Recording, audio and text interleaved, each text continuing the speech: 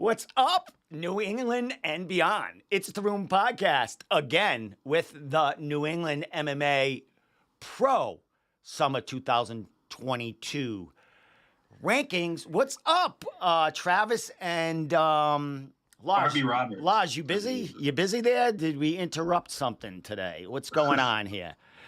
Lars, I dig the room, bro. Is this a different room you are broadcasting from today? No, same with daughter's room. So I got her toys hanging around. Yeah, you just happened to get the Barbie doll out. Massive, squishy watermelon. Dude, that's fun. You know. That's pretty cool right there. I didn't notice the lights yesterday, bro. Those lights up there. I gotta get them for the podcast room. They can change colors pretty easily too. Jesus, show me. Ooh, that looks better. I'm sold. Okay. I'm friggin' sold. Done. Travis needs them. He's a little dark in there, but that's all right. You are a little dark yourself. Yeah. Right there. Keep that light there, Lars. That's a good one. That's a good one. You looking better than the red? Nah, the red's lighter. All right, that's good. All right, stop playing with your daughter's shit, man. So, guys, we had a podcast last night. Did the amateur rankings? Did anyone get any death threats today? Anything like that we can, I heard Jarrett Kelly's still got his head above water, so we're good. Really? Nobody went after him. So, kudos to... I heard his phone stopped pinging about an hour ago, though. Yeah, I don't know if he's watching. With the blow-up doll, Don Chainis is our one and only visitor right there. Don, we're going to bullshit for a couple of minutes. We're going to recap a little of yesterday's show. A couple of mistakes that we'll have to fix down the line. Just a couple, though. Just a couple. So the one was the Brett Casey that, we weren't bothered and changed that. We need to fill that up, I guess, anyway. And then another one was Andy Coate said from Sit, one of the guys that we had at 170, he's a 1-0 guy, amateur. He's actually at 185. Yeah, Fabio Milano. Yes. Rich that one. Caldwell reached out to me as well. All right. We missed those two. All right. And just...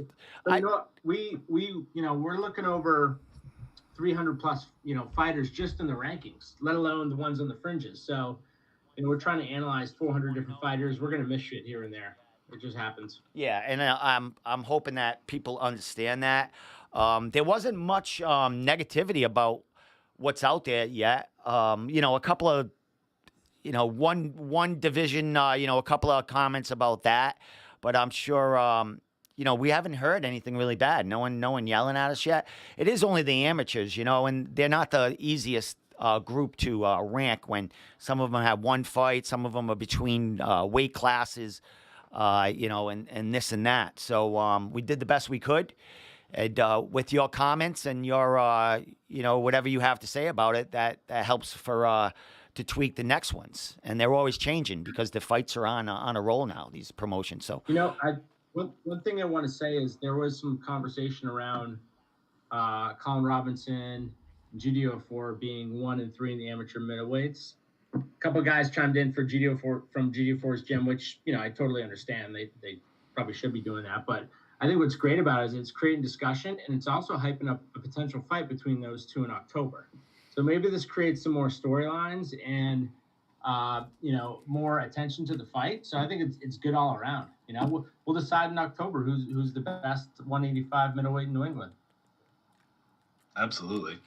Don Chainis said he has to work out. He'll look in and out, but he will not be as busy on tonight's broadcast as he was yesterday. I imagine there's so many fighters training right now. It is kind of that peak hour for sparring and everything else. So, guys, do you want to start? Anything you want to say before we start with the pro rankings? We're going to start with heavyweight and work our way down like we did yesterday. But anything you want to say, guys, before we blast off here? I do just want to correct one thing I said yesterday. It's been bugging me all day. Curtis Willett is not fighting Zach Faulkner at NEF. That was a mistake I made. So if anyone was like, holy shit, something happened, Zach Faulkner's actually going down to lightweight. And Curtis is fighting somebody else.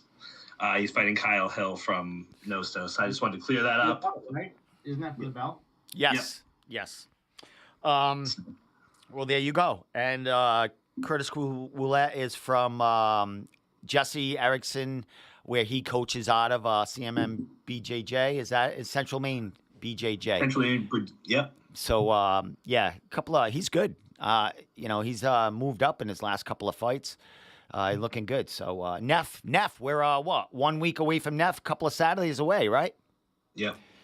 Neff put out that video today of the grounds where the fights are going to be. Man, that looks friggin' hot.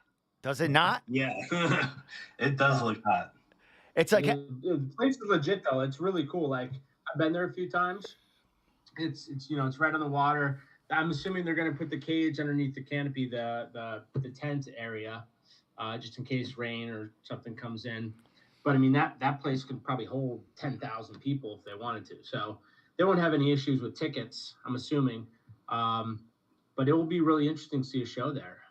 There's a brewery right there. There's I think a winery, some food there. So it's kind of like a cool little spot right on a peninsula.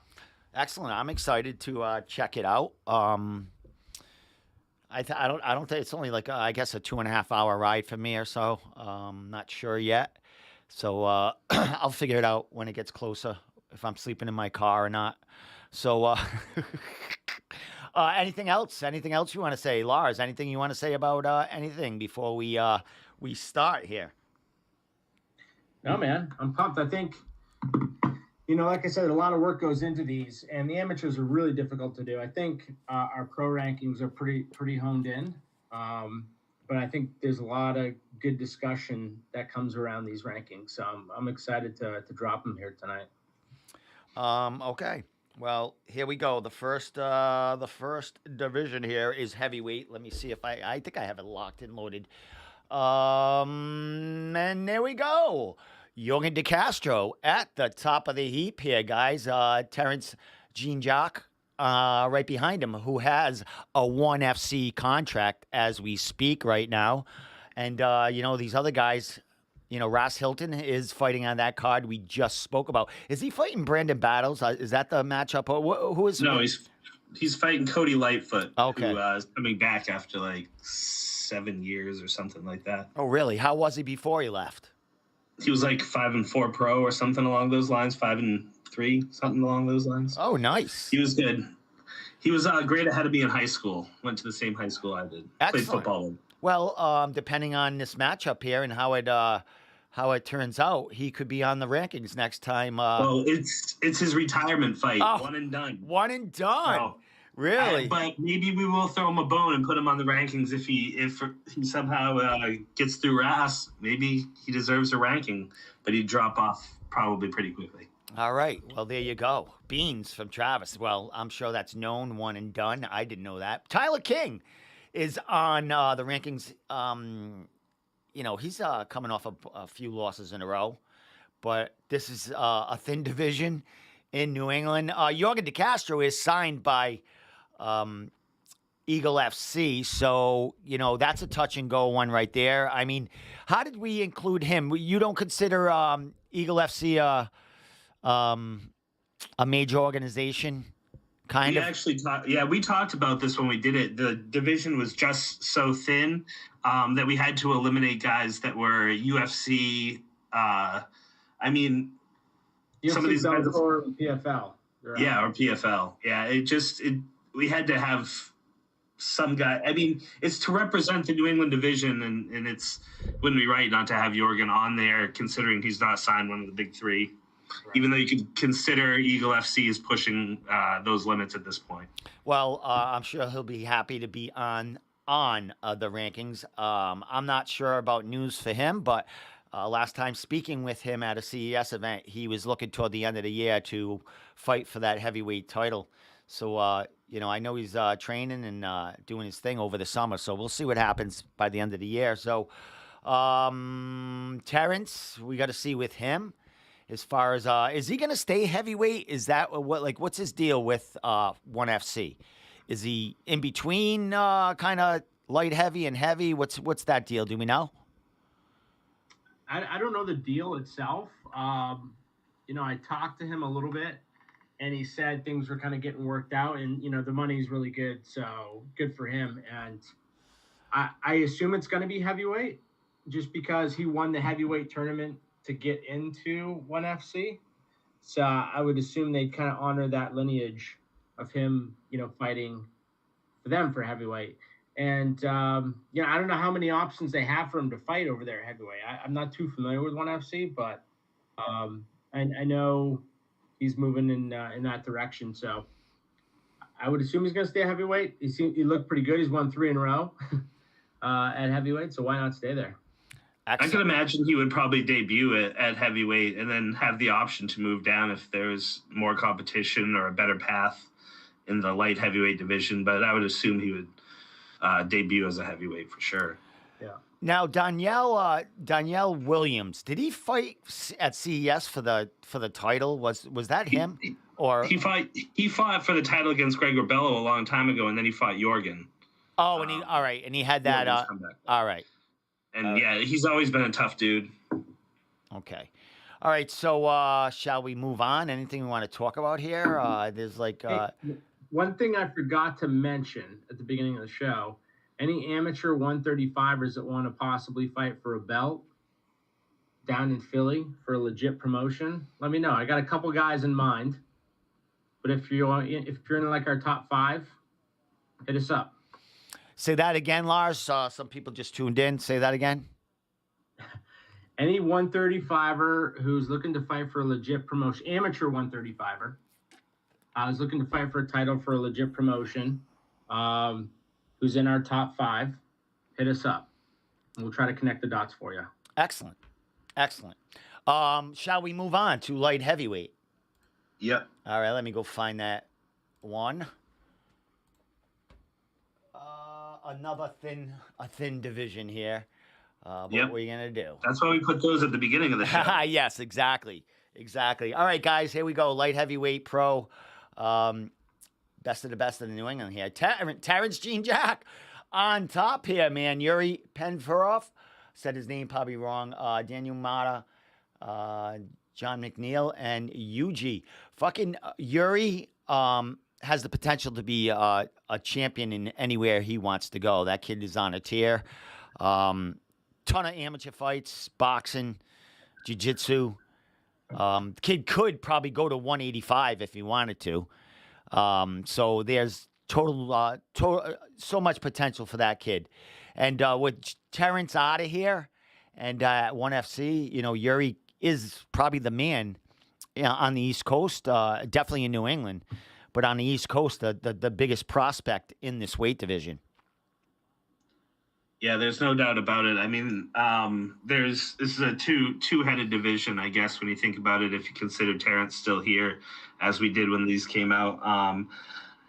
But you got Daniel Mola, he's a beast. He's a black belt in jiu-jitsu. He's training partner of Tyler King, 1-0. But he's an older guy.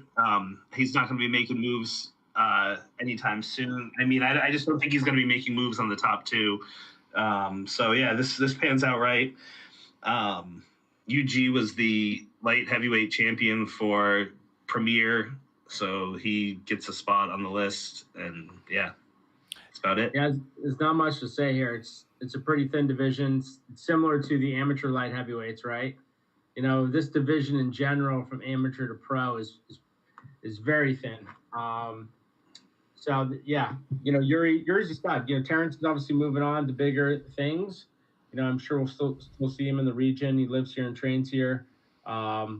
But it's awesome to see kind of where he's going and going to be competing in Asia. Although I heard ONE FC is actually going to try to do some shows in the U.S., and I'm assuming that's what they're saving him for. So we'll see how long it takes them to get those shows off the ground. And Yuri Penfarov, kid's a stud. He's fought for CES now, I think all 3 fights, and he's looked really good. So he's got a bright future ahead of him too. And in order to get to the next level in the light heavyweight and heavyweight divisions, it doesn't take necessarily as much grinding as it does in the lower weight classes, just because, law of numbers. There's just not as many fighters in the division. So if you got some talent, you may get to look pretty quick in your career. Well, there you go. Travis, anything you want to leave off with this division? No, I agree. This is one of those ones that's full of opportunity for any of the guys coming up from Amy. I know we didn't have many, but like again, wide open. You're a heavyweight who no longer likes donuts. You could pop up real quick on this light heavyweight card here. Nice, very, very nice. Yeah, we need more. We need more here of these big guys here. Okay, let's move on. See, we went through that. Well, heavyweight we talked a little bit about, but that's good. We fly right through these first couple, and then we get to the meat. So let me find the next one's good. Got a good one on the next one. I'm looking for middleweight, right? Is that what I'm looking for? Oh, there we are. All right, let's see. Oh, wow. Here we go. You ready, guys? So, yeah. Oh, wait.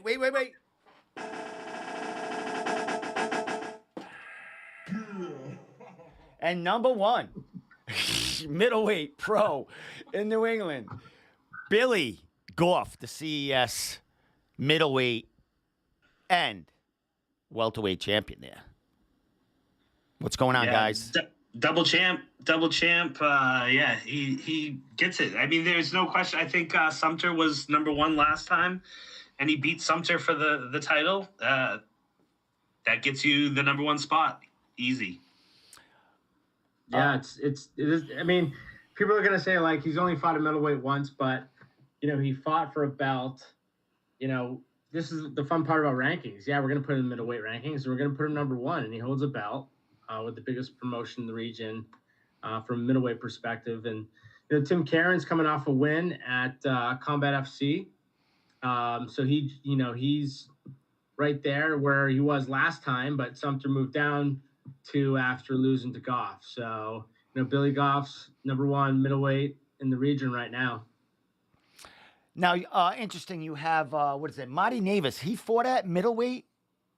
Yeah, his last fight was at middleweight against Antonio Capica or something along those lines. Yeah, so. Caparaldo? Yeah, I don't remember how to say his last name, but yes. Yeah, he fought at middleweight, and that's why he's there. Pat Casey in the mix there. He's a fluctuating middleweight and welterweight. As far as Pat Casey, he's coming off a win. Was that a middleweight fight, or what was that? What was that at? No, that was welterweight. So Pat will probably drop off the middleweight rankings next one if he stays at 170, which I assume he will. But so yeah, he'll probably drop off just inactivity within the weight class. But I think it makes sense for him to be there right now. Now Hugh Mckenna jumped up 2 spots after beating Pat McCrohan at CES, so he's looked good. And then it's Fran Collins is someone to take a look at too. I believe Fran is from the New York area and was a stud coming up, and didn't fight for like, I don't know, 7 or 8 years. And then he came back and fought at Combat FC, or where was it? Was it CES? Combat Zone? I think it was CES he fought there. He was going to fight, and then he fought at CES. But he's supposed to be a stud as well. He's older, so who knows how long he'll stick around in the rankings, but I think, number 10 makes sense. But, this weight division is all about, Billy Goff, who's, he's moving on to Dana White Contender Series, but I think it's interesting to see him at top middleweight division and, just seeing how things played out here. But I think we've got these pretty accurate. And there's some matchups in the making here we can have down the line. Justin Sumter needs to get back in that win column. He's going to need a matchup down the line. When do you guys know when the next CES card is? I don't know if I'm supposed to say September 9th. You could say whatever the fuck you want. So September 9th. So there's a little while before, some of these guys like Yuri and, Justin Sumter will probably fight for them again unless he gets a call from Bellator. But, coming off a loss, they're not going to give him a great matchup at Bellator. So it's probably CES at this point. Right. Pat Casey, he's scheduled to go to Combat FC unless, something materializes before that, which I doubt. But what is the? Let's just say there's a contract out there. Oh, okay. Well, all right. So we already talked about Before that date. Pat looking to maybe probably stay at 170.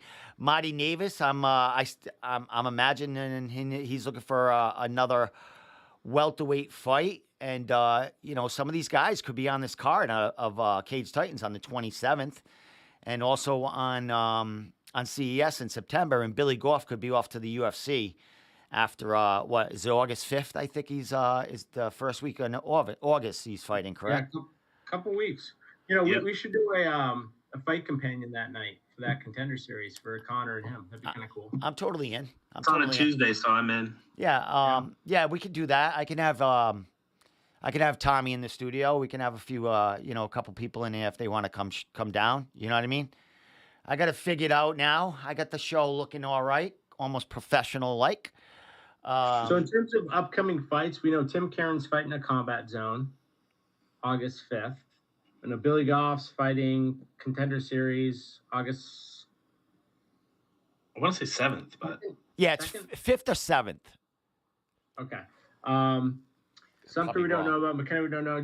Casey's got something booked for early September, hopefully. Navis, I would assume we'd see at Cage Titans. I don't know if it's going to be the 27th, but it might be their next show in October. Mark Gardner's fighting at NEF against... Who's he fighting against NEF? I don't know. Someone good. I saw the matchup. I just can't think. He fought Sanders. He got knocked out, head kick knocked out by Sanders. Who's he fighting? Yeah. Who the... I can't think of it. This is killing me. Yeah, it's killing me too. No idea.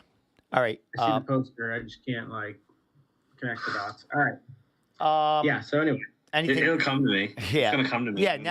Next weight class, it'll come to you. You want to move on, or do you want anything else you want to say about this one? I'm good. Let's roll. All right.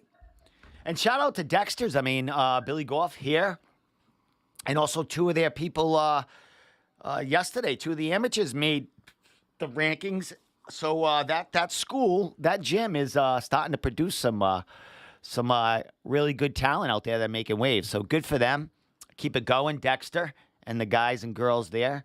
So and thank you for the support and sharing all the stuff and the excitement coming out of you guys for us doing these rankings, man. That's what really makes us feel good that some people are enjoying it, or most people are enjoying it. So, all right. So Mark Gardner's fighting Justin Burrell. That's why it didn't make immediate sense because he's a South Shore guy. So, but he's going to NEF.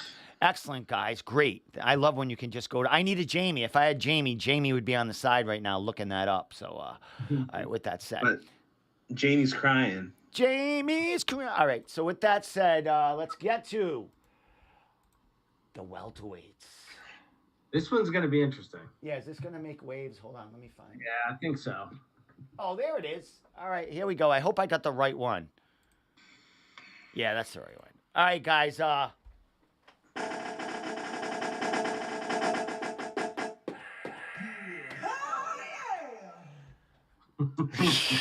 yeah, it's definitely necessary. Here we go. The welterweight pro Summer 2022 New England MMA rankings. And here we go. Billy Goff, champ, is double division number 1 in New England. Congratulations, Billy Goff and Dexter's MMA, guys. That wasn't hard. Hey, Dexter's, you got something to share now. That wasn't a hard decision as far as welterweight. No. That's the first time it's ever happened. We've had one guy at the top of 2 divisions. And maybe it's going to happen again tonight. I don't know. Yeah.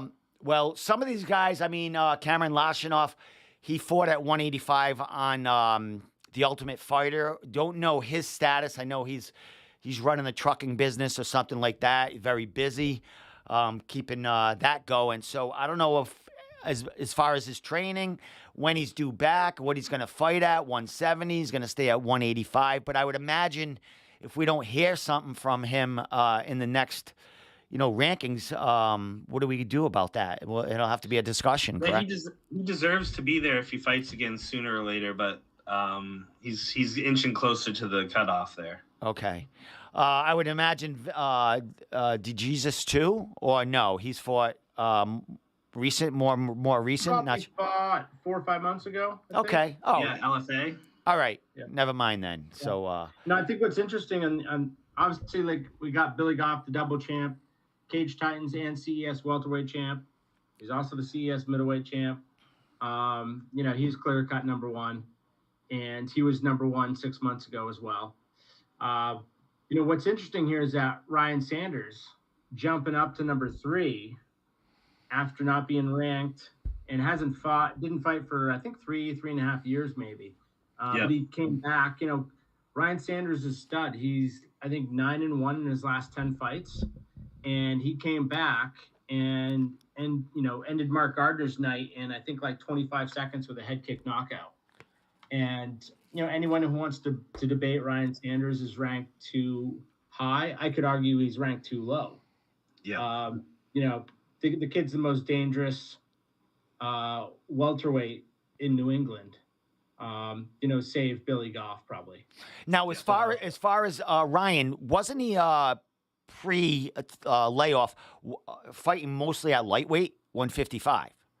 Yeah, he was the NEF lightweight champion for a while, but I don't think he'll make that again. No, and seeing him hasn't fought lightweight in probably 4 or 5 years. His last 3 or 4 fights before his layoff were at welterweight. Okay. And I think he might even fought John Manley at middleweight. Well, I did see him on social media, after that fight or before, and he was so happy that he's fighting at 170 now, not starving himself, not killing himself. And look, he looks good at 170. Granted, he did fight Mark Gardner, who was 2-3 or 3-2, but that he did what he's supposed to do to that guy. You know what I mean? And Mark Gardner's good, man. Mark Gardner's really good. But I think Ryan Sanders is on another level, and he's training at a Muay Thai gym now, and he threw the quickest head kick that I've seen in a long time in a connected flush and put Gardner out cold. It was really scary, and it was like, whoa. It was like the building went silent for a minute, like, oh, that was dangerous. Ryan Sanders, in my opinion, like, he's in a weird spot in his career because he's 19-9, but he's 9-1 in his last 10 fights. And nobody wants to fight him in the region. And he's close to getting to the next level, but I think he's like 36. He's kind of on the older side of things. So I don't know if he's going to get a look at the UFC. He might be able to get an outside chance, but he's definitely got an opportunity to go fight for like a PFL or a Bellator or, one of those bigger, promotions that isn't the UFC. It just, I think in my opinion, he's got to get out of the region to go face 1 or 2 studs, beat them, and then he's a lock for something big. Yeah, I would agree. Go ahead. I would agree. Go ahead, Travis. I would agree with that. No, he was a monster in the lightweight division before turning to welterweight. It's just the natural progression. He's a bigger dude now, but clearly still dangerous. Training with Primo and those guys. Yeah. If Cameron does end up falling off this list soon, there's no doubt Ryan will be biting at the heels of Billy Goff. And if Billy Goff makes it to the UFC, Ryan could be number 1 next time these rankings come out. And there's some potential for matchups here. Marty Navis, who was on our 185 middleweight. Trevor Goody makes the cut at number 10, coming off a finish. So Trevor Goody, 4-2. Looks good there. Them 2 guys fought as amateurs, Marty Navis and Trevor Goody. That's a fight that's always been talked about. Pat Casey, Sean Lally would be a fucking banger of a fight down the line. Trevor Goody is in the talks. I think it's a lock, not sure. Fighting Joe Gianetti for the 170-pound pro Cage Titans belt there. Having Trevor, it's funny because you got 2 guys, Trevor at 10, Joe not even on the list, and they're going to be fighting for the welterweight title. How do you chime in on that and talk a little bit about that? Yeah, Joe's still holding on to 55. He's holding on to 155 pounds right now. He hasn't fought above 60 or 65 yet, but he's going to be challenging for the title because he's already the lightweight champion for Cage Titans. So he's fought at some catch weights. Now he's going to go up to welterweight, taking on number 10 here. But basically, I mean, Trevor could be a lot better than number 10 here, but he is strength of competition for him. He did beat the Gracie kid in Bellator, but he hasn't fought since, so it's hard to gauge Trevor off that fight alone. So, yeah, it makes sense. But I have also heard talks of Gianetti possibly fighting Ryan Sanders. I know that's a fight that Ryan Sanders wants to make. I know that's a fight that intrigues a lot of people. So maybe after this little happening in Cage Titans, it may come again that we can try to line up Joe Gianetti and Ryan Sanders. I think that'd be a great matchup. I think Ryan Sanders would have to come to Cage Titans, and if he would beat Joe Gianetti in his backyard, being 35, 36, I don't care how old Ryan is, that could put him in. That could put him in, a late notice UFC fight. Anything is possible if that happens. So that's a big matchup. It makes perfect sense too, because Gianetti's fight against Josh Harvey, and Josh Harvey, even though he's left Vision Quest Muay Thai, still works with Ryan Sanders and has been good friends with Ryan Sanders for a long time. So it would kind of be a coming of ages matchup, if you will. And it doesn't necessarily mean that it has to be fought at Cage Titans or at NEF. I know Joe Cav's willing to put some money where his mouth is and put it on one of his cards for sure. Yeah, can't forget about Combat FC is in the mix now, getting matchups and another outlet for fighters to get work. So a big outlet too, with Fight Pass and all that. So yeah, it's another level. It's another level to the game in New England for sure.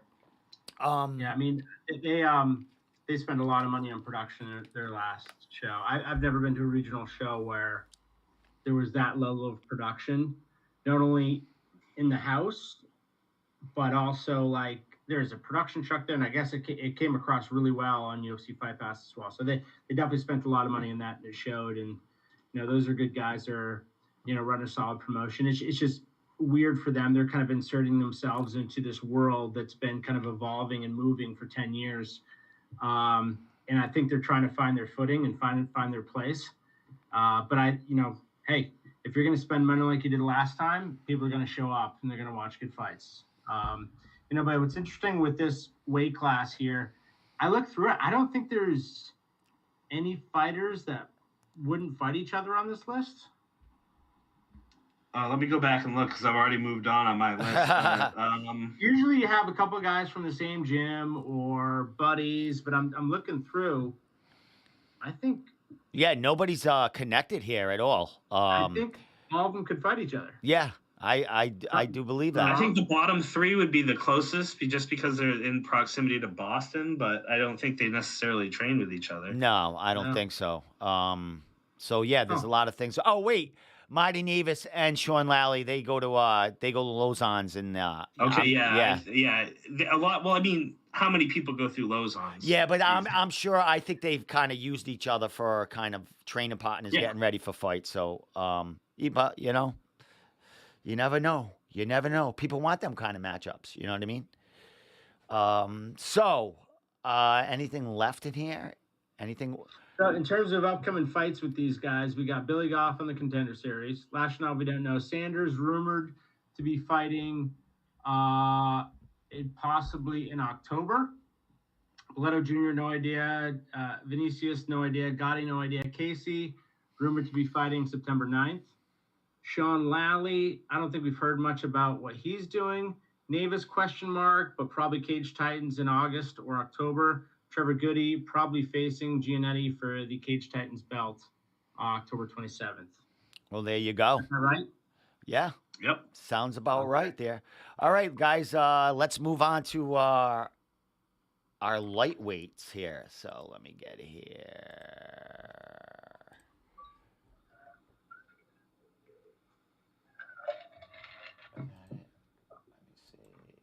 Where's Shameless Nation? He's not here. I don't think he. Where's Shameless Nation? He don't want to be here. So.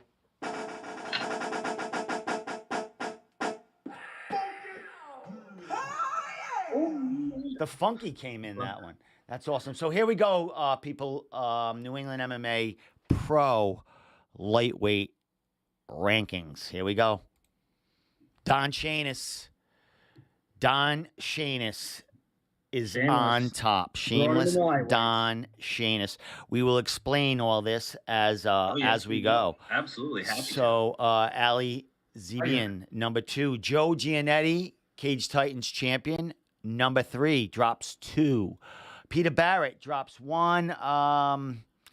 Peter Barrett's a tough one, man. He's got 2 wins in a row, 2 finishes too. So that's a tough one right there. Yeah, the only reason he dropped 1 is because Chainis got inserted above him. You know, he would have still been at 3. You know, if we didn't insert Chainis there. So no knock on Peter Barrett. Guys. Yeah, and he lost to Zebian, so he has to be under Zebian. All right. Yeah. So do we keep going, or do we talk about these top 3 right here? Let's fucking talk about it. Let's just get it out there. All right, guys. Gianetti is not at the number 1. He is the Cage Titans champion. He was our number 1 lightweight. Let's talk about why Don Chainis is above there. Ali Zebian, definitely a debate on him being 2 there. So let's go. Why is Don Chainis number 1 lightweight ranked?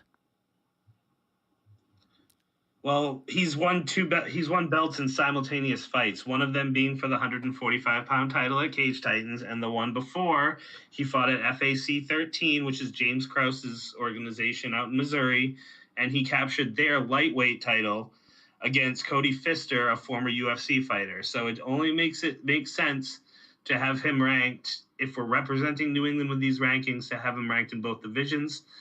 Joe Gianetti has had some struggles making weight recently, or fought at catchweights recently, so he hasn't shown that he is a true 155-pounder, but he's definitely still carries that belt, and he's looking to add another belt to his collection in the welterweight division. That might sure things up for him in that division too. But I mean, it's what it is. Don's coming in hot. Don's probably, aside from Billy Goff, the hottest fighter in New England. He's got the belt in FAC. He's got the belt here at the 45-pound division. It's just the right thing to do. Don's earned this spot. And again, we said it last night, if we line some of these guys up in the cage and who we really thought would win, I think, honestly, Don's technique would match up well against Joe Gianetti. Not that they would ever fight or anything, but yeah, he's at the top of these divisions, and he deserves a shot at the UFC, and he's made it convincing. The guy that he fought in his last fight was the first fighter that was ever brought in international Titans, the first time they've ever flown anyone in from overseas. He took him out in the first round, or second round. Was it second round? Not sure. First round. First round. Yeah, it was late in the first. But and he also took out Pfister in the first round. He's just on an absolute tear. And he's going places. Joe's been there. Don's gonna get there. Well, one thing I'd like to say, one or two things. John has fought he has fought at 155. Three out of his last 4 fights. One was the Cage Titans when he said he fought at a catchweight, a 155 pound. That was at 155, and then he fought at FAC. He won the title at 155. He fought previously there at 155, late notice, against the dude he was supposed to lose against, and that guy that dude was probably going to the UFC with a win over Don. So, I mean, the only thing people could say is Don hasn't fought at 155 in the region, but he did. He fought that one fight for Cage Tyson recently within the last year at 155. And if we put Marty Navis fighting one fight at 185 in the rankings, Don should be able to be in the 155-pound rankings also. It's just where you place these guys. And Don doesn't have to own 2 titles in New England to be, that guy. You know what I mean? Yeah, he's got that other regional title, and Billy Goff has only fought once in middleweight, and he's atop the middleweight. And here's another thing, Joe. Come get these guys. Come on, let's go. Somebody wants to fight. Somebody wants to be on top. Come get them. Joe is fighting. Joe's next fight is at 170. So he will not be fighting at 155 again in this fight, on this card. So, Lars, anything? Yeah, it's super interesting division here in New England in the pro ranks. I think it's probably one of the deepest divisions we have, probably the deepest division. Chainis deserves to be there. The guy's been fighting at lightweight, pretty consistently for the most part. He jumps between lightweight and featherweight. And a lot of times those lightweight fights are like late notice replacements. If he had a full camp, I don't think he'd fight a lightweight, but he's been fighting there and winning. So it makes sense to put him where he belongs. And I think the interesting one is Zebian and Gianetti. So Zebian was second, Gianetti was first last rankings. We dropped Gianetti down and bumped up Zebian for a few reasons. One, strength of schedule. Zebian has fought tougher opponents than Gianetti. Secondly, Gianetti's weight misses, negatively affect him to a degree when we consider these type of rankings. So, that's where that's at. And honestly, I think we're looking to possibly make a fight with Zebian and Gianetti later in the year. We're already kind of like, we manage Zebian, so we talk to him regularly. He broke his jaw in his PFL fight that he won back in April. That's healing. We're waiting for doctor's clearance, and then the idea is to get him, one fight before, matching up with Gianetti at Cage Titans if he wants it. But we'll see where it goes. Anything can happen. It's a fight game. Gianetti's going to have another opponent. Zebian's going to have another opponent. But if they both win and things make sense towards the end of the year, I'd love to see that as a main event. I think it would be one of the biggest lightweight fights New England may have ever seen. So. Now, can I? I mean, in Joe's defense, how many times has he missed weight recently? Except for that title fight, I think he's had a late notice opponent here and there that it had to be on a catch weight. But how does? I know of the title fight against Bone, but does he miss weight regularly? You can correct me if I'm wrong. I don't know. And if I am wrong, please let me know. But I believe he missed weight. We can go through this in Tapology, but I know he's missed weight at least 3 to 5 times over the past 3 or 4 years. I don't want to make that a topic of conversation. Okay. He's a solid fighter. He's had issues with us specifically because he says we're biased because we reported him missing weight. It is what it is. He doesn't like us. That's fine. We do this for fun. We're not doing this to make enemies. We're calling it as we see it inside the cage. And if you don't agree with it, that's cool, man. But I hope we can shake hands and be cool about it moving forward. This isn't life or death stuff here. This is fun. This is trying to get people interested in the community and the sport. And, we're not out here trying to piss people off. It's we're doing this for the betterment of these fighters in the sport. So we're not holding grudges. We're not putting one person above another. Yeah, we manage some guys and we're going to support them through thick and thin. But, we're not here to put, we manage Jacob Bone. He's number 10, but he's fought some killers on this list as well. Maybe he should be higher. I don't know. But, so any issues with Gianetti? I have no issues with Gianetti. He probably has his issues with us, but, we're just beat it. Who the fuck cares? Well, Peter Barrett. Love Slippery. 2 fights, 2 finishes in his last. Looked fucking great against Bone. They both looked great. Great fight. His fight before that against Spencer, he destroyed him.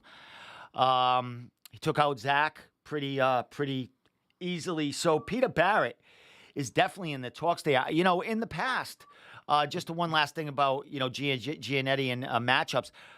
Wasn't that a fight that was maybe supposed to happen, Gianetti and Barrett? And, if it was supposed to, why can't it happen again? I think that'd be a fucking great fight. That's circa 2015, 2016 Cage Titans talk. They used to go back and forth all the time. Joe would call Peter Rabbit, and because he was running down rabbit holes trying to get away from him, things like that. But then that all kind of went by the wayside when Joe went on the Ultimate Fighter show. It seemed like their careers would never really cross paths, and Yeah, apparently now some people say that they would never fight. Oh, okay. I didn't. All right, that's cool. So just take out everyone else on this list, or people coming in. I think it would be a great fight. Personally, I wanted to see it happen when it was talked about years ago. I think that would solve, like, it would almost be like a passing of the torch at Cage Titans. Pete's 34, 35 years old now, not getting any younger, but Joe's younger. He's been to the big time, but right now he's back trying to make his name again in Cage Titans. It would be some sort of like a passing the torch fight, or Pete comes in and defends his cage. I think that would be a monster matchup. I think it'd be great to see is do a 4-man tournament, obviously not on the same night, but you have like Josh Harvey, Zebian, Gianetti, and Barrett in a 4-man tournament for somebody's title. I've already pitched this to people. Maybe go like could be coming. Go like. Well, here's the thing. What if you throw it at 65? Put a trophy on the line, not necessarily a belt, and then you add Ryan Sanders to the mix. And you throw in a win bonus at the end. Sanders, Gianetti, Zebian, and Peter Barrett, or pick another, Zach Z. Sabatino. Any of those guys, it would be crazy. This is an awesome division. What do you think, Steve? I know we've been talking over you. I mean, no. I'm just, you guys are the brains of the outfit here, man. We got to get to the rest of the crew here because some of these other guys have fights, and haven't fought. But I like Peter Barrett, man. I like what he's doing. I like his return. The reinvigorated Peter. He's looked great his last 2 fights, man, and he's not afraid to fucking mix it up with anybody. He's just an exciting fighter to watch.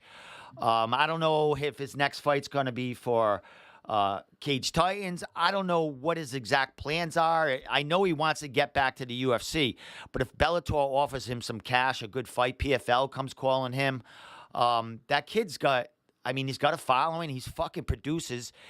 He's great on the mic. I like the I like the reinvention of Peter coming back from the UFC, and he had that close fight with Ali Zebi, and that fight could have went either way. Peter could absolutely be number 2 right now with one judge's decision in that fight. So I'm really high on Peter Barrett right now.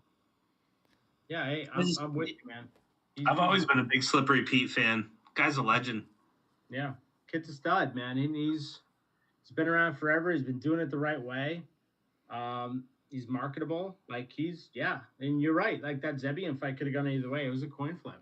It was really tight. I don't want to drown out the rest of the list, though. There's some guys in here we need to talk about, and we're getting kind of long in the tooth here with. A couple that come to mind that we really need to keep an eye on are Eddie George, Caleb Hall, and Nick Fiore. All of them undefeated.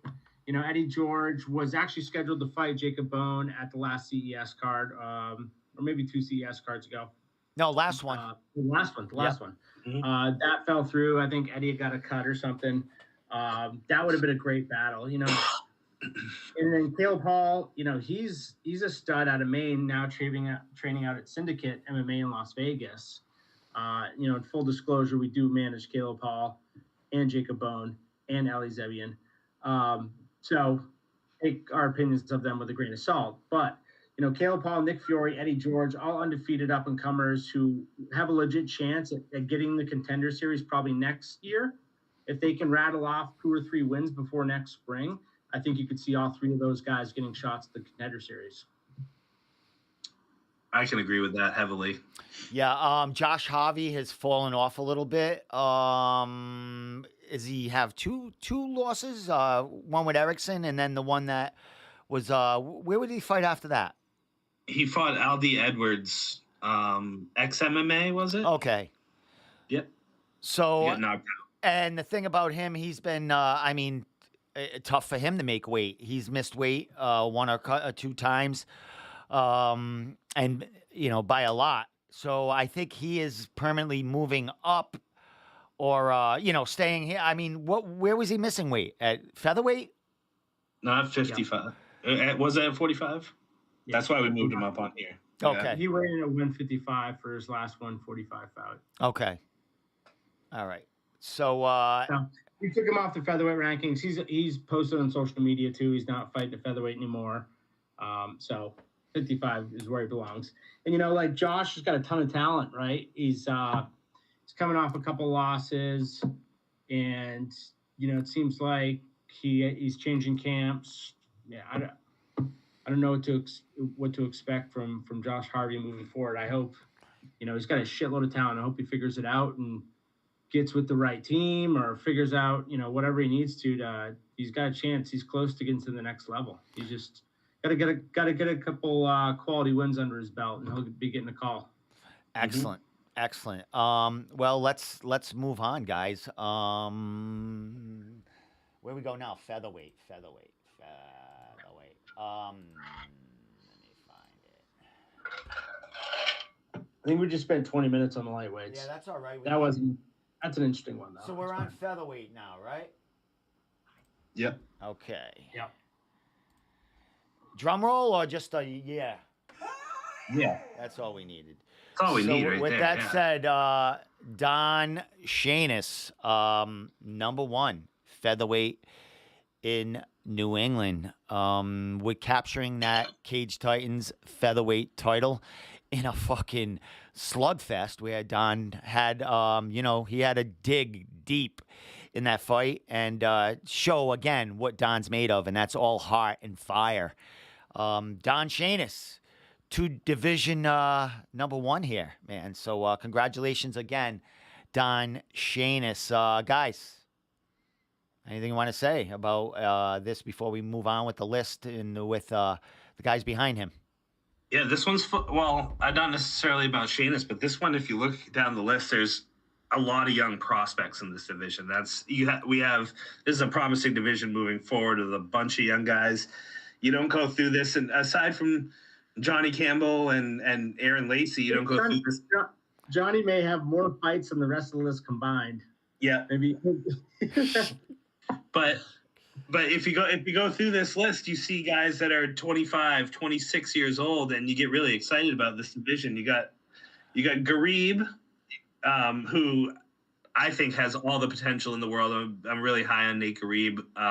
Every time I see him, he impresses me a little bit more. Big time excited about him. Then you got Connor Matthews going to the Contender Series this year. Same card as Billy Goff, so we know all about him. 5-0, busted through every opponent that they've put in front of him. Tom Pagliarulo, another guy I was super high on, his only loss being to Nate Garib in a pretty close decision at CES. But then you go down to 7, you see Tyrion Da Silva, 3-0, and then a bunch of 2-0 undefeateds behind him. The bottom of this division's up for grabs, and if Don Chainis moves on to bigger and better things, this division could be half owned by 25-year-old guys, and that's just super exciting at the pro level. And speaking of Don moving on to bigger, better things, I would imagine I thought he'd be in the UFC by now. After capturing that Cage Titans and like all he's done in the last year, guys fought like 6 fucking times, all over the place. I would. Who's to say he hasn't had opportunity? Yeah, you never know. But Don's a professional, and he's looking for the perfect opportunity, and he deserves it. Honestly, like he's played it right. Like he holds the cards right now. Like he may have said no to the UFC or not. I don't know. But I think he's been asked maybe to do a short notice replacement with the UFC, and he turned it down. So. We'll see. I think he's probably going to get a call. I think he's in conversations more than most people know when it comes to the UFC. So I would expect to see him there soon. Like, he shouldn't have done these rankings anymore. It's funny. So we got Johnny Campbell in here on the featherweights, right? He's a bantamweight. He fights at 35. But Johnny fought Aaron Lacey at 45 at Cage Titans. And with, so Lacey 6. And then the other guys below Lacey, 7 through 10, none of them have more than 3 fights. So Johnny automatically jumped up those guys pretty quickly just because of his experience and his resume. But, I think, the top 4 right there are 3 promising prospects, but the bottom as well. The whole list. We could see these guys fighting at the next level. We could see 7 of these guys fighting at the next level in the next 3 years. Definitely. Yeah. Tyrion Da Silva, hasn't had the huge opponents, but he's doing what he's supposed to do as a young pro there in his first 3 fights, and that's finishing them. I don't know much about the other dude, Gordon, or the dude at the end. You guys can fill me in, but Nate Grimaud, former NEF champion, amateur champion. He started off 2-0. He's going to be fighting Jake Hixenbow in 2 Saturdays from now. That's a big-time matchup right there. Jake is 1-0. Nate could climb 3-0 right here, and he could move up that list pretty quickly with Don maybe moving on, or you never know, some of these guys moving on. Connor Matthews getting signed if he, performs well on the Contender Series. So Nate's got a lot of upside here. He's coming out of a great gym in Nostos, and they are all killing people right now. So he's getting better every fight. So I'm interested to see what he brings to the table on what is it, the 30th, 29th? Is it the 30th? 30th. So go ahead, guys, fill in there. Yeah, just running down what we got to expect, for upcoming fights for these guys. Chainis, question marks, who knows? Garib, question marks. I'd expect him to be back at CES maybe in September. Probably. But I knew he had, some injuries he was healing up. Connor Matthews, we know he's going to be fighting on Contender Series. Tom Pagliarulo, I believe, is fighting August 5th at Combat Zone. Johnny Campbell, I think, was healing a broken thumb. I would assume he'd be fighting at Cage Titans maybe in October, but who knows? Johnny goes wherever. Aaron Lacey, he's healing up a broken foot. Question marks about him. Tyrion Da Silva. Next CES. I'm assuming he'll be fighting at CES probably in September, maybe the next one. Khabib Gordon, not sure. Nate Grimaud, we know he's going to be fighting Jake Hixenbow NEF in a few weeks. And Jacob Detmeyer, question marks. All right, guys. Shall we move on? And a big, big news, or not news, rumors were, or some chatter going back. Don Chainis against Nate Garib. Garib kind of called out Don for that featherweight. Is it the featherweight or lightweight title at CES? They're both open. Both same night, tables, ladders, chairs. That'd be fucking awesome. For us, some light bulbs. But that was some chatter right there about that matchup. If CES is in September, I'm thinking Don is going to get a call up somewhere before that. I don't think Don's going to be waiting until September to get back in there since he's been so active, unless it's a big money fight somewhere. But he's UFC all the way at this point. He's outgrown Cage Titans. Yeah. Not to say Cage Titans isn't, a legit and ultimate force in a promotion in New England, but to have that other belt at CES, and if he fights Nate and take out one of their guys, that could do wonders for Don on Fight Pass and beyond. So, but wait till September, or get other offers and see what happens. Love it. All right, let's move on. Breaking news. We're in trouble. Someone get hurt? Hold on. So our call out of amateur 135er who wants to go fight for a title down in Philly for legit promotion has been answered. Nate Russell wants in on the action, so maybe we'll see Nate Russell in action. Was he watching the show that he got that info? Like, how the hell does he know? I may have messaged him. All right. Okay. I'm like, who the fuck is watching this? So Nate Russell is traveling maybe away to a pretty good organization. Might it be on Fight Pass? Can he call in? No. You can't call in. I can have a no. You can't. I can't have him call in when you guys are on. Okay. Unless it's on, cool. it's on the Just phone. got back to you. Unless it's on the phone or something. I can't figure that out right this second. I could do that. You could call me, and I could just put his. Why don't we Speaker not? up. Why don't we just finish these fucking rankings and have them on another I fucking gotta time? piss. I gotta piss really bad. All right, so let's guys. go. So so where are we right now? Bantamweights. Bantamweight. Let's All go right. to bantamweight.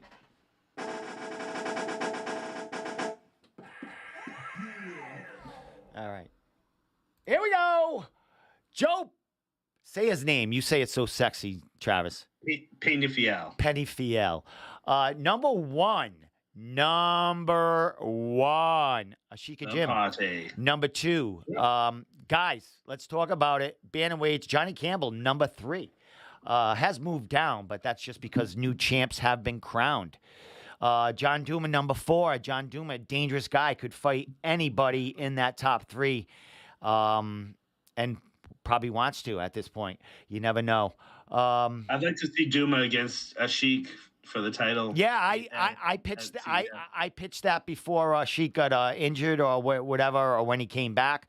That would have been a great fight. I think John Duma's waiting. John Duma, I don't think they're giving him the opportunity.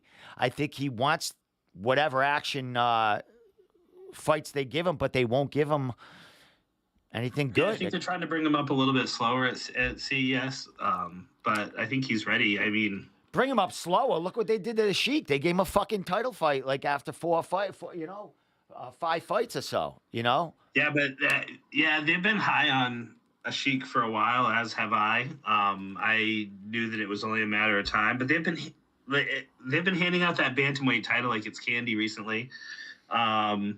Three of their last four cards, they've had what was it? They had Jay Perrin win, and then he went to the UFC. They had Diego Silva after that, and then he went to LFA, and now they have Ashika Jim. So that's 3 bantamweight belts they've given out this year. But all their guys have used it to spring themselves to another level, which is great. I think Ashik will actually find himself sticking around, probably defending this title once or twice before he gets the call, but he's really close. Everyone has to remember, too, his one loss is to Chris Mutino in an absolute war. So, they stood in front of each other and just slugged it out for, 8 to 10 minutes. Now, that was not a fight. So. One thing, Diego Silva, he held the title. Did CES strip him because he went to LFA to fight for their title? Because that was a quick turnaround with the Sheik fighting for that title. It was just like taking off him, or what? Do you guys know any backstory on that?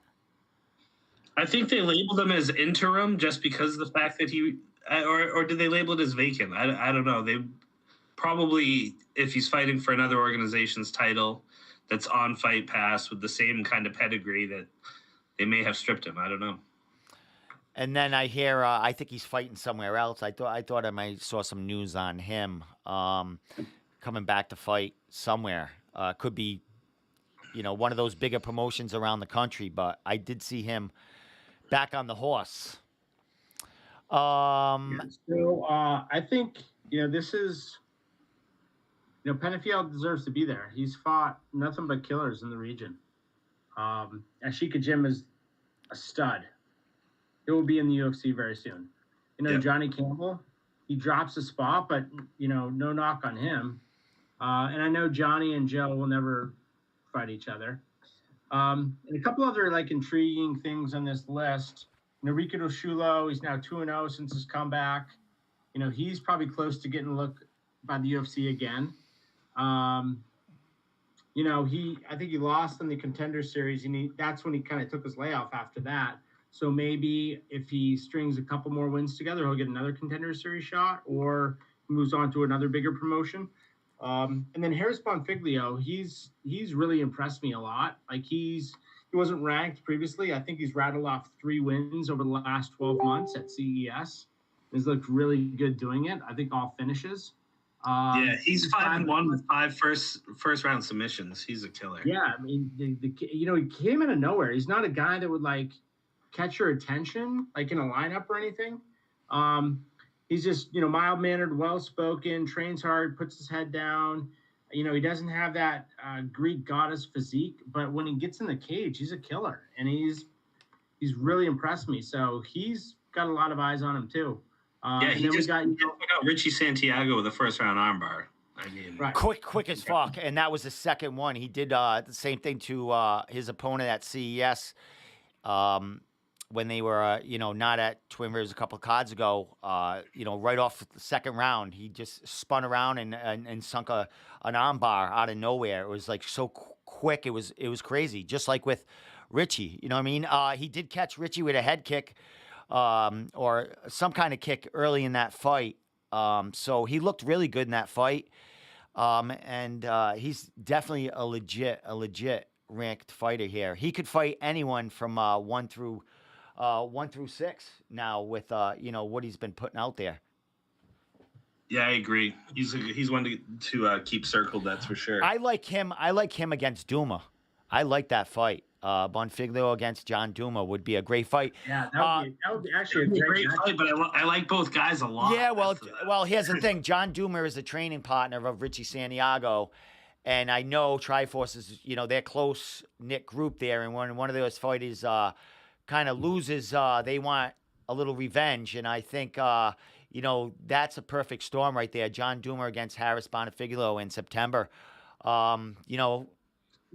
You know what about that matchup is like they both have legit ground games, but Bonfiglio has a Taekwondo background, and Duma's been shown to have some hands as well. This could be one of those fights that stays on the feet and they bang it out. It would. I was thinking the same thing. Both guys not necessarily wanting to test each other on the ground and just standing in the pocket and banging. That's what I see. I think that'd be a great fight. And I know talking to Harris in the past before the Richie fight, he'll fight anybody that's, ranked above him. He doesn't want to go backwards. He's looking to further his career. So anyone on this list here or anyone outside of New England that is, pretty highly ranked in their region is his next fight, I would figure, for Bonfiglio.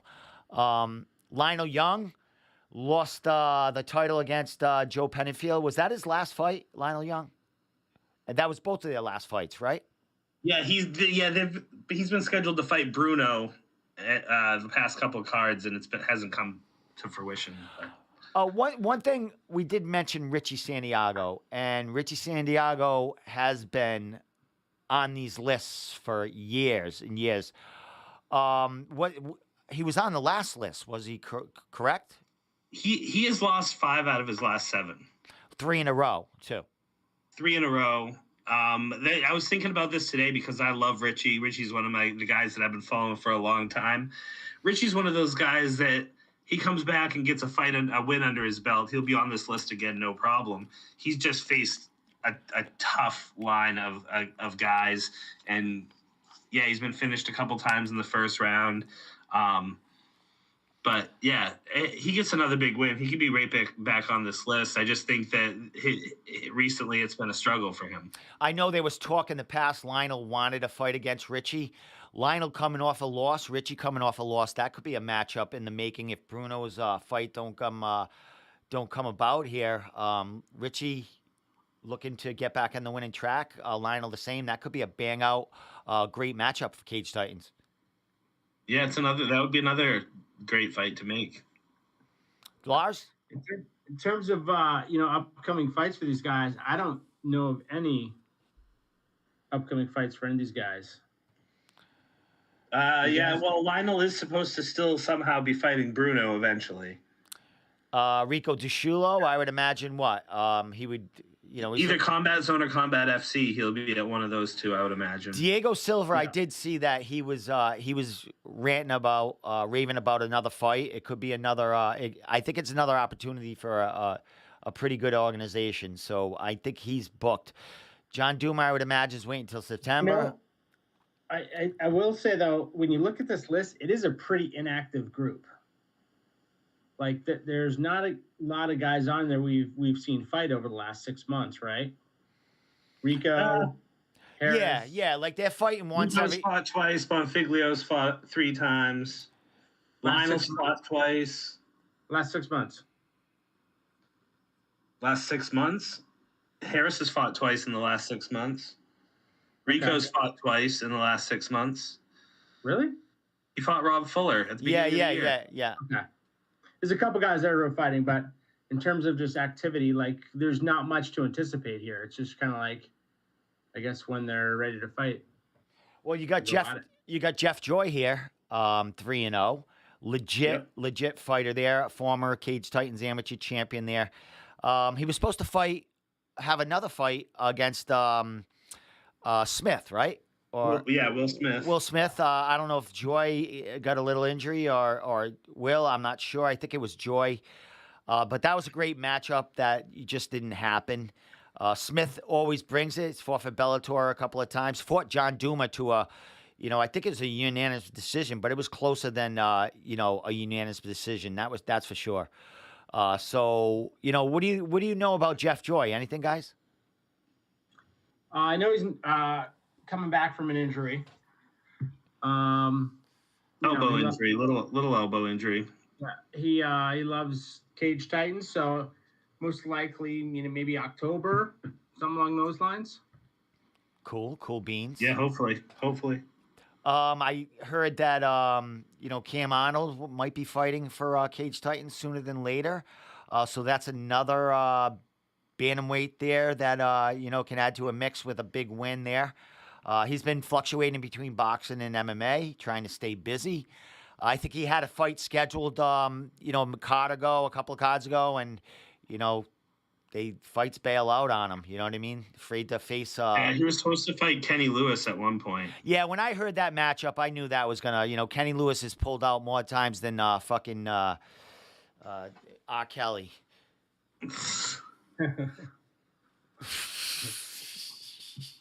Or not pulled out. So. What if that's his nickname? R. Kelly Lewis? No, it's actually Livewire. His nickname is Livewire. That's a good nickname, man. He doesn't deserve that fucking thing. Well, let's move on. Let's go. Yeah, let's go. What's going on? What happened? Flyweights. Oh, you guys are fucking Jesus. All right, fuck off, man. Dude, this is the pros, man. We were gonna talk longer than the Ammies. You know what I mean? Yeah. Yeah. All right, where we going? Flyweight. There we go. No drum roll, just there we go.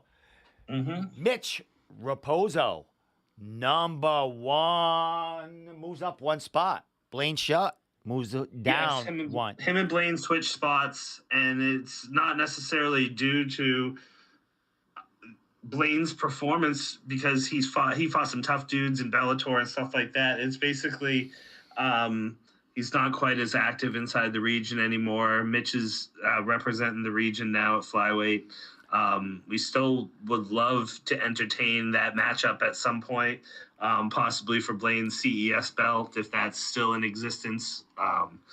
It'd be great to see Blaine against Mitch. We've been talking about it since we first did our rankings.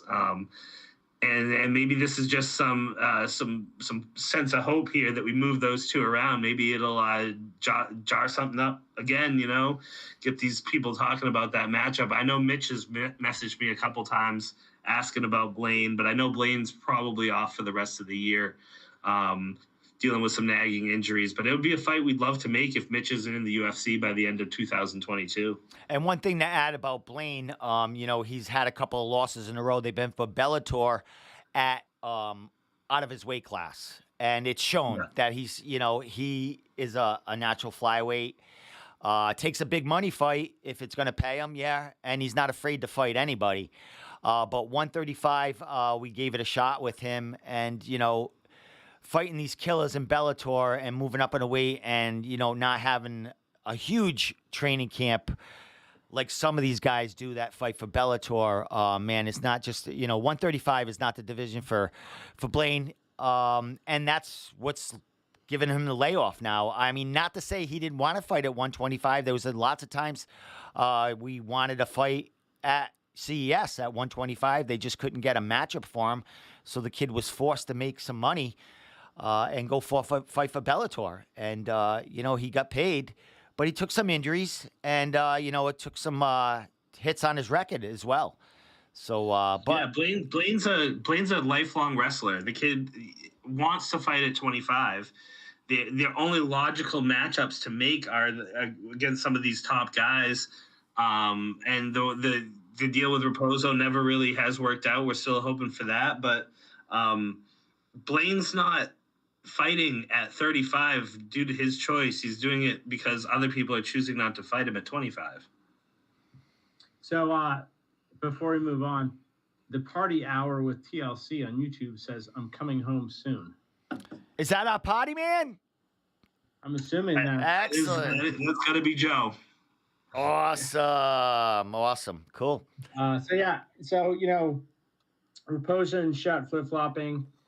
Full transparency, we managed Blaine's shot. So maybe this shows you our unbiased approach to these rankings. We dropped our guy down because Mitch deserves to be up there. Blaine, he's got 2 losses in a row. He lost at 135 in Bellator against some studs. But before that, it was really difficult getting fights for Blaine. It just, at one point we tried to line up a fight with him and Mitch last year. I think it was like last fall, but Mitch, I think, was getting his Contender Series shot at that point. Or maybe it was the Ultimate Fighter, one of the two. So, he obviously couldn't take the fight at that point. And now Mitch is asking for that fight, and Blaine's on the shelf, injured. So I know the fight's going to happen. It just probably won't be till, maybe early next year, or maybe at the end of this year. I don't know. But it's a fight everybody wants to see. The rest of the rankings here, Tim Flores is a guy to watch. Up and comer. I think he's on a 3-fight winning streak, and his only loss came at like 35 or 45, something crazy. Yep. And so he's definitely another guy that I'm keeping my eye on. But again, flyweights got the same issue as like heavyweight and light heavyweight in the region. It's not incredibly deep, and that was the issue that a lot of these guys run into. You can't find matchups. Same as with the females. You can't find matchups just because there's not enough active bodies in the region. And a lot of these local promotions aren't necessarily going to fly in somebody in your weight class to fight you from across the country and take on that expense, especially if you're not going to sell tickets to recoup that expense. So, all these promoters who are saying, you're for the sport, you want to grow the sport, here's where you got to invest in this division, in the region, and invest by flying guys in to fight these guys and giving them fights. Because otherwise it's going to continue to whittle away. Yeah, you may lose a little bit of money on the fight, but you know what? It's what's the right thing to do for the sport. Well, there you go. Casey Norton, 1-0, makes his debut on the list. He's fighting out of Ascension Athletics. He had a great fight at CES in his debut. The kid's a gamer. The kid's definitely a gamer.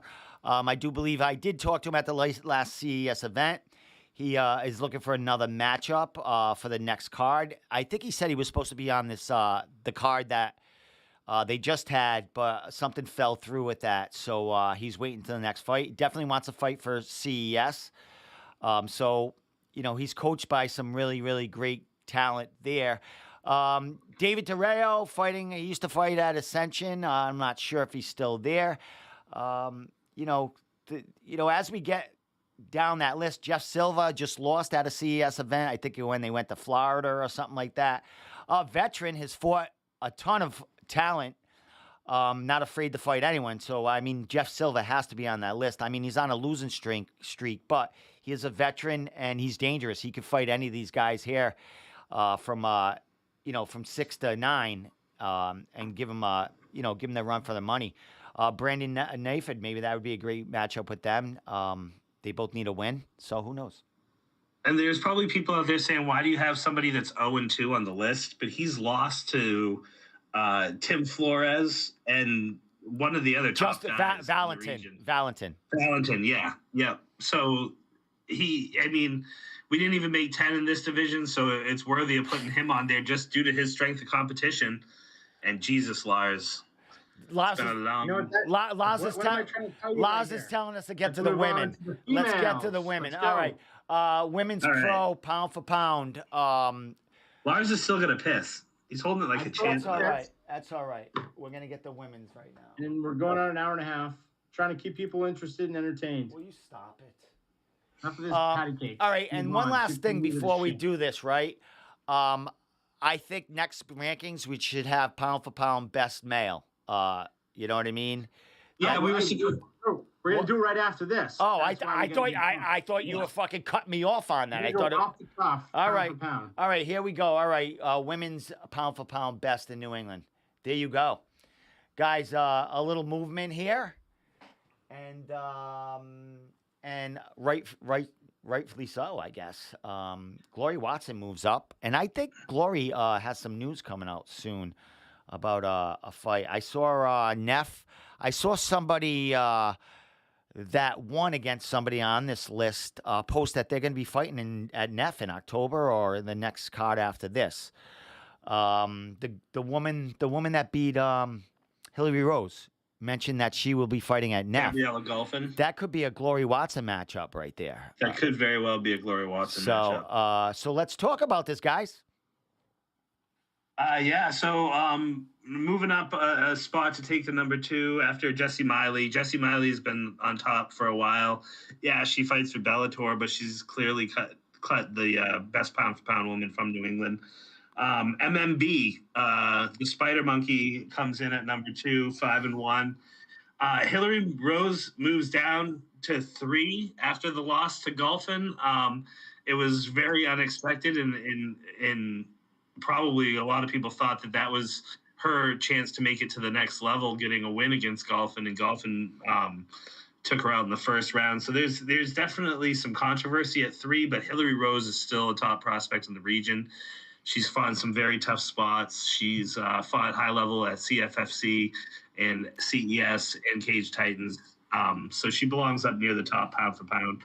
Then we got Gloria Watson. And enough's been said about her. She's surging. She's jumped up 3 spots, and she doesn't look like she's slowing down anytime soon. And then Kylie O'Hearn is above Gabriella Golfin because Kylie O'Hearn beat Golfin at Cage Titans. This list plays out pretty easily. Alexander Belew's been off for a little while, but she's always been exciting to watch in the cage. And then you round it out with Danielle Hindley, who's a submission specialist, and Christina Kasichus, who is a Jeep driving golden retriever mom who likes to grind meat. And she, I heard that she might be on the next card after this. She might be on this card coming up on the 27th. Yeah, I heard she might be coming up on Cage Titans. So she's been looking for a matchup desperately. She's been doing a lot of grappling because she can't get any fucking MMA fights. I believe her last MMA fight was for Bellator, correct? Yeah, to the best of my knowledge. Yeah, and she lost a decision against a great prospect they were, they're bringing up. So, a little tweaks with her, maybe in a striking game or something. She's definitely an incredible grappler. She could move right up them rankings, and she's young, and she's hungry, and she grinds, man. She does grind in a fight, that's for sure. That's right. Hence the meat grinder nickname. Alexander Belew, another Ascension product there, had a loss back at CES. I think win and loss, 1 win, 1 loss in the last couple of fights. So she's got to get back in there. And Goff, what's her name? Golfin. Like we said, I think that might be a Watson matchup for the next Neff card. She's really surprised me. May not be the best dancer in the world, but is a legitimate fighter. Absolutely. Yeah, she had a great fight with Kylie. I mean, she was going at it. You know what I mean? Kylie O'Hearn's just a fucking animal when she's locked in. There's I think Watson and O'Hearn intrigued me the most on this list. Glory started 0-1, I believe. So she's rattled off 3 wins in a row against pretty legit competition.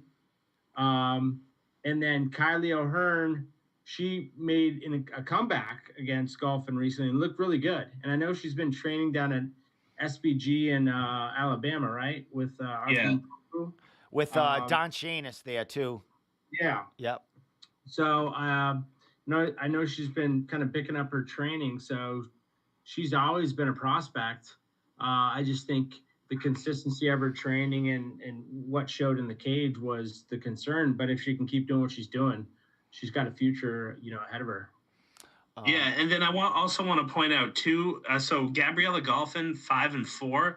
One of her losses is to Jasmine Jujevicius, who's in the UFC, and another one of her losses are to Erin Blanchfield. Both of them have fought for the UFC, so it's like she's a tough girl.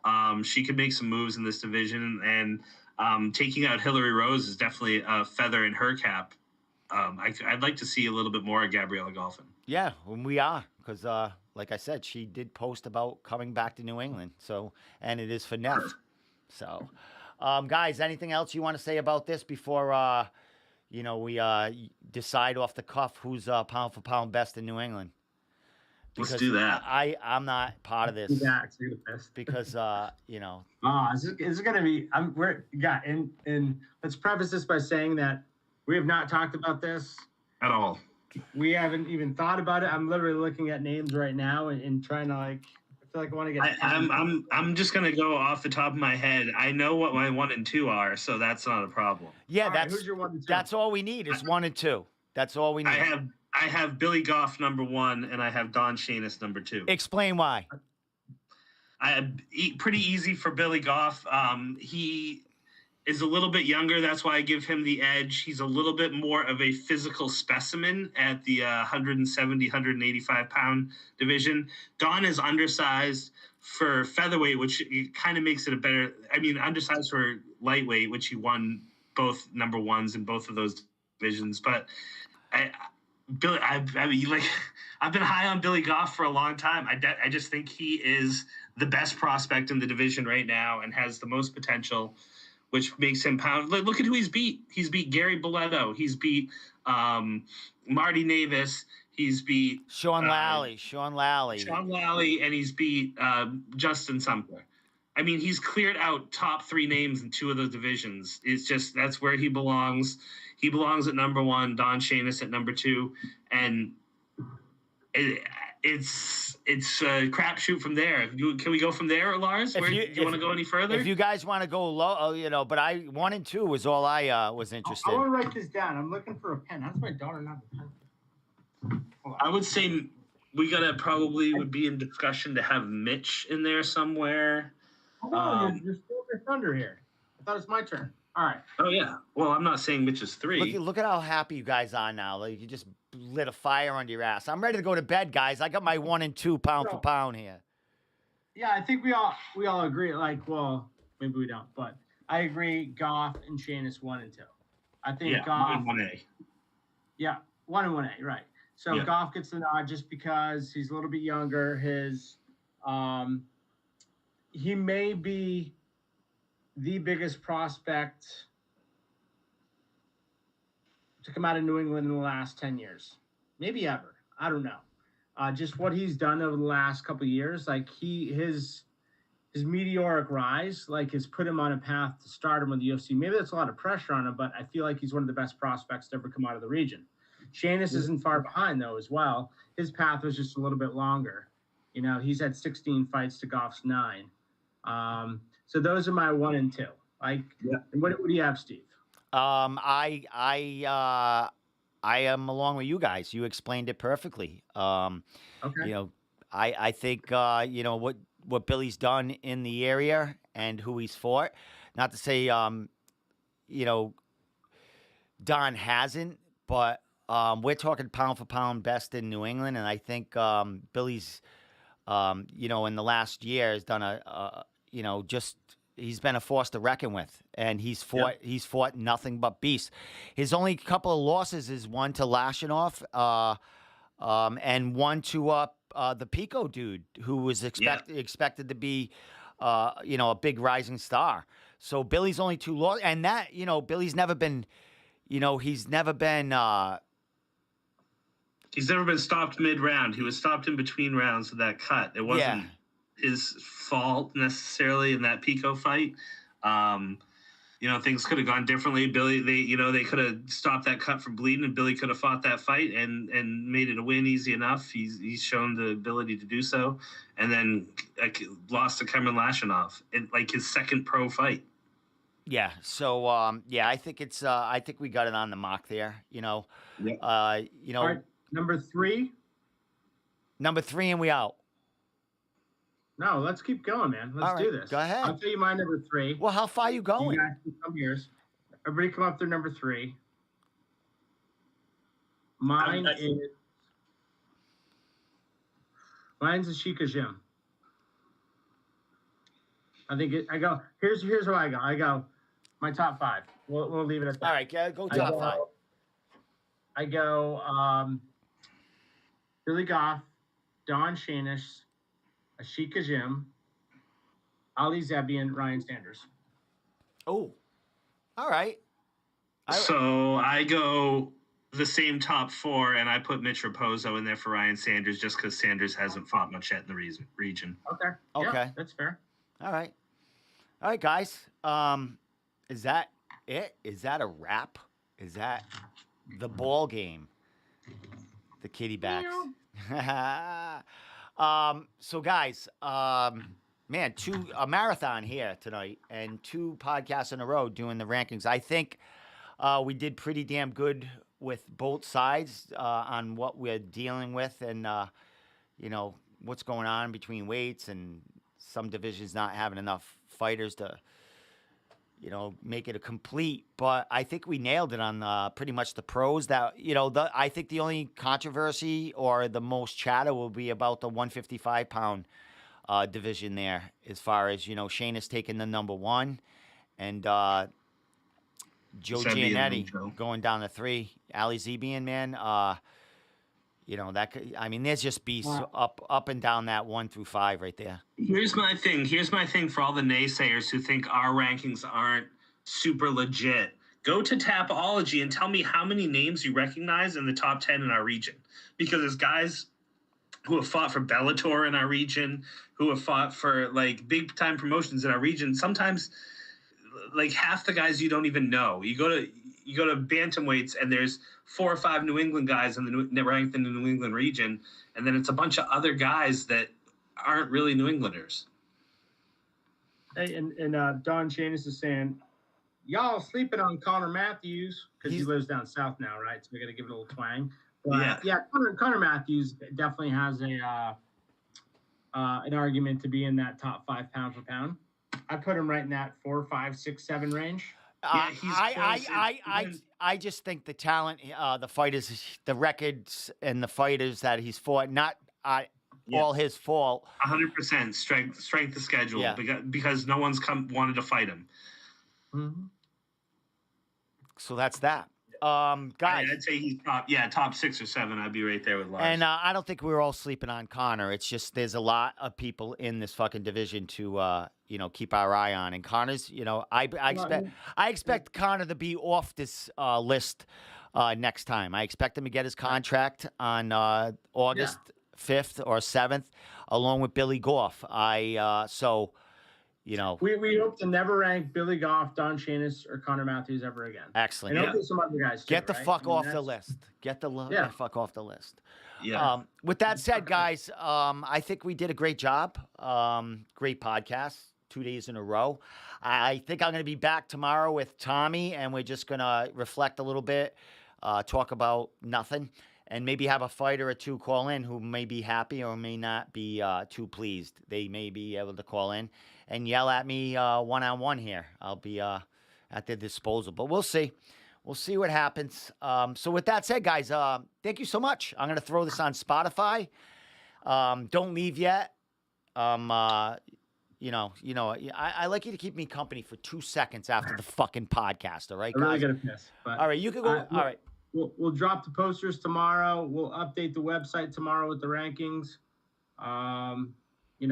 Share it. Give us your thoughts, everybody. Talk shit. Tell us we suck at this. It's all for fun. And one thing we're not going to do is debate it on Instagram or on. It's there for you guys to debate. We brought it out there. We told you all our reasoning for these rankings, so there's no need to ask why is this one at this.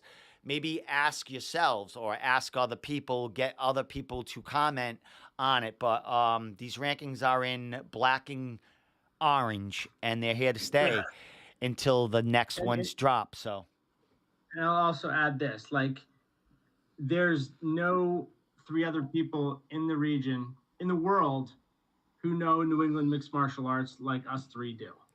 We literally go to pretty much every event. We put in 10 to 20 hours a week, just like working on the website, interviewing people, so we're gonna say we know a lot more than a lot of other people do in this region when it comes to this sport, and we just love putting it out there like this so people can debate it and these guys can get some shine and we can hopefully get them to the next level, because this is about winning fights, but it's also about promoting yourself and marketing yourself to get noticed and try to make a living doing this. So hopefully these guys use this platform to kind of jump off and accelerate their careers, not only from a competitive standpoint, but financially as well. And hopefully we can help them do that. And we can use our platform to do that. Excellent. Yeah, and again, for the naysayers, Lars and Steve, I just want to check with you, but I didn't get a paycheck this week from New England MMA. Did you guys? No, I paid into New England MMA this week. Yeah, exactly. So we're doing this to fuel the sport. We're not doing this to collect a paycheck. And I feel like some people act like we're paid journalists or something like that. There's no doubt that we've made you more money than we've made ourselves. And I hate to say it that way, but it's true. And we're doing this for the love of the sport. So give us a break sometimes too, guys. With that said, I'm writing the rent check for this room right now. That's due tomorrow. Exactly. So. Exactly. It's a labor of love. We're not like there's some people that come at us like we're making money hand over fist on this, and it's and here's I wouldn't be sitting on my mom's couch right now if I was making money. Who else is going to spend 20 hours getting these rankings out, getting them on posters, and getting a podcast going about them? No one's going to take on that challenge. So it was when you combine the posters, like the talking about it, the podcast, we probably got at least 30 to 40 hours into this. And I have 2 kids. It takes away from my family. I got a full-time job, and I do this because I love it. And I hope other people realize that too and embrace what we're trying to do and share it and get the word out there, because it's only helping everybody. Like if we were getting rich and living in mansions, maybe you could give a shit, but we have no bias. We're just here to report the news, give some people some shine, and hopefully make everything better, make the sport better. It's been my mantra since I started this, just to leave the sport better than I found it. That's all. Yeah. And I believe we're definitely doing that and making a mark here in New England, and we're helping these fighters out. And these if you don't like it, go fuck off. Yeah, you don't have to subscribe, and a lot of use that, watch and follow us.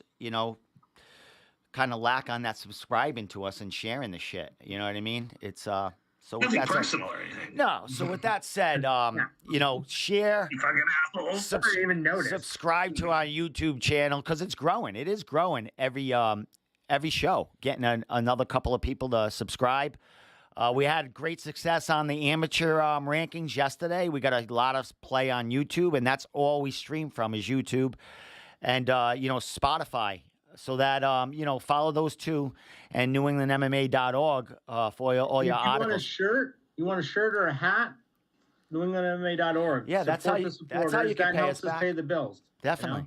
Definitely. Yeah, exactly. Everyone always says oh yeah, we'll support you with whatever, but we can see every sale that comes through. So let's just say the shirts and hats aren't flying off the shelves, but I mean, if you're going to do it to support your local fighter, do it for the people who support your local fighter. These hats are super sick. And for the price, they're probably some of the best quality hats that I've seen around New England for a long time. You got we spared no expense. We got the puffy writing. Shit's legit, brah. Excellent. Can't wait for mine to come in. So, all right, guys, with that said, hang around. I'm going to end the show. With that said, I will be back tomorrow around 8:30 with Tommy. We will reflect a little bit on the rankings, not in depth. I just might talk a couple of things. Phone lines will be open. I'll let you know how to call in if you are a disgruntled fighter who wants to fucking get his word on here. That would be fun. So we'll see what happens. I don't know if disgruntled complaint line. So that's what we're gonna have. That's gonna be the Thank you tech. for calling the room podcast. Go fuck yourself. I might have to get a Jamie in here just for tomorrow. I might have to. So with that said, and then I'll be drinking. I didn't drink beer or nothing the last 2 nights. I will be drinking tomorrow. So if you give me some shit, I might give it right fucking back to you. So with that said, New England MMA #1. We out of here. Woo!